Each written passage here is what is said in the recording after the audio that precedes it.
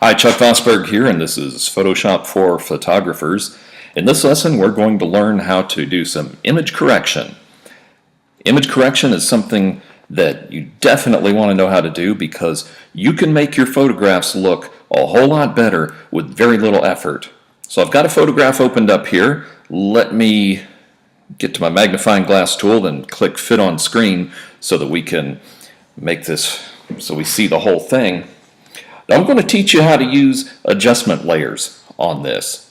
So over here in the panels we've got adjustments. Now I want to remind you that if you can't find the adjustments panel, all the panels are under the window menu. They're alphabetical and you could just click on it to bring it up in case it doesn't show or maybe you've accidentally closed it. I'm going to give you a three-step process. It's really simple. We're going to start here in the adjustments panel, and I want you to notice right here it'll show you the name of the button when you put it over there. See that? Alright. Now a lot of times people want to start with brightness and contrast, but we're not going to do that because it's lame. We're going to go instead to levels. So I'll click on that, and this levels box will pop up. We start off by seeing a histogram here. And what this is a graph showing you the tones that are in the image. Black is represented down here on the left, and white is represented over here on the right. And then in between, you can see it's got a lot of fairly dark tones, not much really light stuff. Now it's not the height of this or the shape of it that we're concerned with. What we're concerned with is to have highlight and shadow details in this picture. So here's a really easy fail-safe way of doing this. I'm going to hold down the Alt button on the keyboard. So I'm holding down Alt, and then I'm going to click and hold down first on this little shadow slider right here.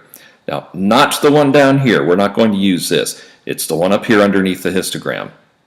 And when I do that, the image disappears, but continue holding down and begin dragging this over towards the center. And you'll see it'll start to preview areas where the shadows are getting blocked up. And what I mean by that is they don't have any detail in them. So what we want to do here is just drag it a little bit until we start seeing some specks appearing like this. And that's where we stop. We'll let go of the mouse and the Alt button. Now the shadows are as dark as they can be, but they still contain some detail in them. Now over here on the other end of the histogram, we're going to do the same thing with the highlights. So once again, holding down on the Alt button, click and hold down on the white slider, and then I'll begin to drag this over towards the middle, and you'll see here some preview of highlights that are getting blown out. And by that I mean that they're pure white, you can't see any detail in them. Well, we want some detail in our highlights, so once again we'll just drag this over a little bit until we start seeing some little specks appearing, and that's where we stop. Okay, so now what we've done here, we've adjusted the tonal range in this image to match what's in the actual file. Now, over here in the Layers panel, I want you to notice it's added an adjustment layer. These layers are something we're going to learn a lot more about later, but let me just kind of fill you in on a few things you need to know now. You can see this is a levels adjustment layer, and see this little eyeball right here? We can turn on and off the effects of this layer. So check this out. There's the before and after. I hope you can see this clearly on the little video, but this has made a big improvement on this picture already. So that's step number one, levels. Step number two is color balance. Color balance is this little symbol right here. So I'll click on that, and the color balance controls come up. Now if you're like most people, you can't just look at this and say, oh yeah, it needs more green or whatever. So what I recommend is start with the top slider, drag it a little bit to the left, and see if it looks better or not. So a little bit to the left, that is actually better. Then we'll try it the other way. Okay, well, that's worse. And we'll put it back in the middle. It's close to 0 as I can get it. Now we'll go to the next one. So cyan looked better. I'm going to remember that. Magenta? No. Green? Yeah, that looks better. Okay, so I'll remember that. I'll put this back in the middle. Now finally, the bottom one, yellow, yeah, looks a little better. Blue, definitely not. So I'll put this back in the middle. Well, now I know that adding green and adding cyan made it look better. And out of the two, adding green seemed to have the best effect. So I'll start with that. I'll add some green until it looks better. That looks pretty good. And then we'll go up here and add some cyan and see if that improves it. Maybe a little bit. You can adjust these to suit you. Maybe just a tiny bit of yellow, because that did improve it a bit. There we go. I think this looks good. Now your numbers may vary because this is an artistic decision, but I think this looks pretty good. You'll notice here in the layers panel, it's added a color balance adjustment layer, and once again it's got that little eyeball next to it so we can turn it on and off. There's the before, after. Okay, very good. We're off to a good start. Now the third step is to see whether or not it could benefit from some additional vibrance. So over here in the adjustments panel, right here, V for vibrance, I'll click on this. I recommend using the vibrance instead of the saturation. So we'll use vibrance right here. Wait for our computer to catch up with us.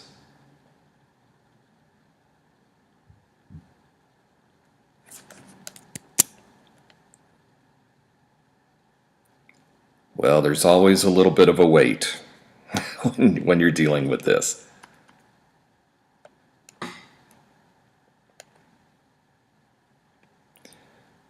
Bear with me here. Okay, there we go. Okay, so the vibrance. I'll grab this slider, and you can see the colors have become more vibrant. If you drag it to the left, it tones down the vibrance of the colors. Now I want you to not overdo this, but sometimes pictures can benefit. So in this case, a little bit of extra vibrance kind of makes it look better. On pictures of people, this usually makes them look worse, so remember that. So here we go, vibrance adjustment layer. We can click the eyeball on and off. Very subtle difference, but a good difference nonetheless. So I'm going to turn off the eyeballs for our 3 adjustment layers. Here's our picture when we began with it. We adjusted the levels, then we adjusted the color balance, and added a little bit of vibrance. I think this is a really good improvement on this picture, and I think you'll agree with me. So it's just that simple. Once you learn how to do this, it only takes a couple minutes to make your pictures look way better. And for the ones that come out of the camera perfect, well, at least we check them. So that's it for this one. Let's open up another one.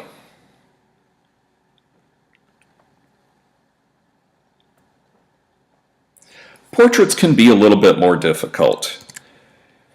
So we're going to go through our steps once again. We'll start with levels. I'm going to hold down the Option button or Alt. Click and hold down.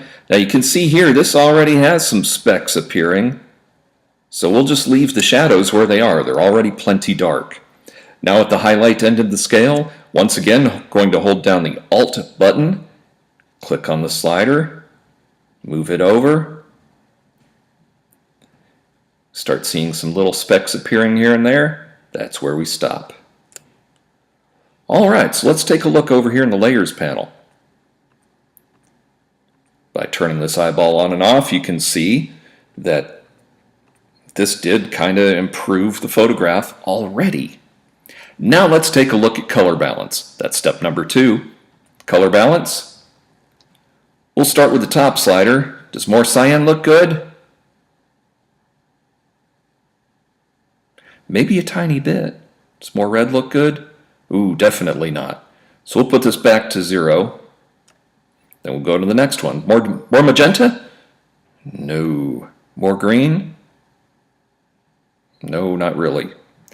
Okay, so neither one of those helps, so we'll remember that. Now let's try yellow. Tiny bit of yellow looks good. Does blue help? No, not really. So we'll put that back to 0.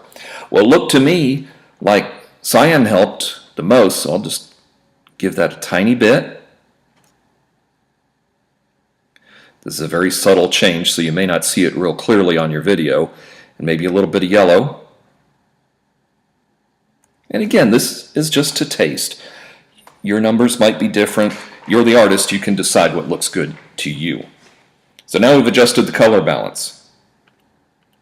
It's just a little bit of a change, but it looks better to me. Now finally, vibrance. Now like I said before, adding vibrance to pictures of people usually makes them look worse. It makes their skin look kind of orange. It's not a good idea in most cases. In fact, a lot of times, the pictures come out of the digital camera a little bit oversaturated, so reducing the vibrance might even make it look good. In this case, I think I'm just going to leave it alone, because it looks good as is. But at least I checked it to see if it could benefit from a little change here.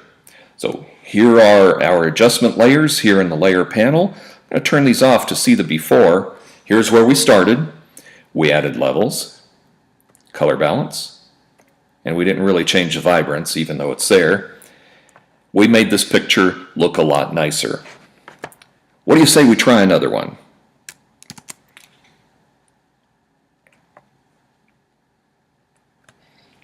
Alright, this one's going to be a little tougher. We've got a picture here. Let's go through our steps. Step number 1, levels. I'm going to hold down the Alt button on the keyboard and grab this black slider. Drag it till we see some specks appearing. Doesn't take much to start those. Now, same thing. Alt, hold down on the highlight slider. Bring it over until we start seeing some specks appearing. Okay, good. Over here in the layers panel, you can see that's brightened it up a lot and increased the contrast a little bit too. So that's looking good. Now let's take a look at the color balance. That's step number 2, color balance, here in the adjustments panel. Let's try some cyan. No, that doesn't look better. How about some red? That looks a little better. Okay, so I'll remember that. Put it back to the middle on 0. Magenta? Not really. Green? Definitely not. Put that back to 0. Now let's see if yellow helps. Not really. Blue? Ooh, definitely not. So I'll put this back to 0. So the one that made the difference up here was adding a little bit of red. Okay, I think that looks good. Now finally, step number 3, we'll take a look and see if it could benefit from some additional vibrance. So here we go. I've clicked vibrance here in the adjustments panel, and we'll try increasing the vibrance. Well, that made a great change already. Now I told you earlier to avoid the saturation. Saturation is a lot more intense than vibrance, but on something like this, it might be able to tolerate using saturation. So let's try it out. That's too much. But somewhere in between, that looks pretty good. You can add vibrance to it as well, and kind of double team it. You can experiment with these on your own, but let's take a look. I'm going to turn off these buttons. Here's the shot as it was, straight out of the camera. Really unremarkable. We added levels, color balance, and finally vibrance. I think that looks a lot better. In fact, let me go up here and close this panel. This little button right here closes the panel. There we go. Much nicer. Well, that gives you kind of a good overview of how to improve your images using some adjustment layers. It's really simple, and I encourage you to learn how to do this and start doing it on all your pictures. So I'm Chuck Vosburgh. Good luck.